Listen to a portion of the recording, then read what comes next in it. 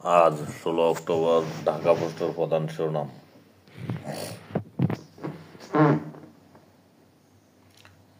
নির্বাচন ফেব্রুয়ারিতে হবে, এর সঙ্গে কোনো কম্প্রোমাইজ করা হবে না, ঐক্যমত্য কমিশন বৈঠকে প্রধান উপদেষ্টা।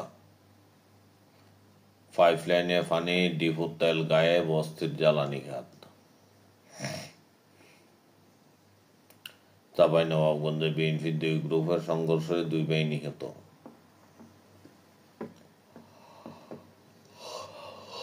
প্রতিরক্ষা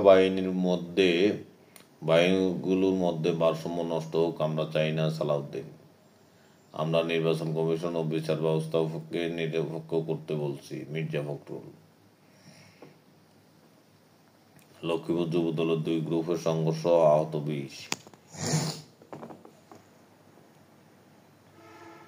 বার্জার ফেন্সের সিএফও সাজ্জাদ রহিম গ্রেপ্তার।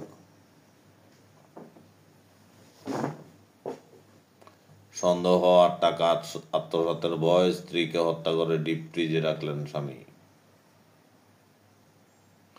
ঢাকা মেডিকেলে 16 মরদেহ, এলেন সত্য পরিবার, মিরপুর অগ্নিকাণ্ড।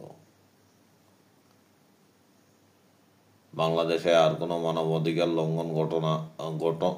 লঙ্ঘন না ঘটে, বলকাত্তুক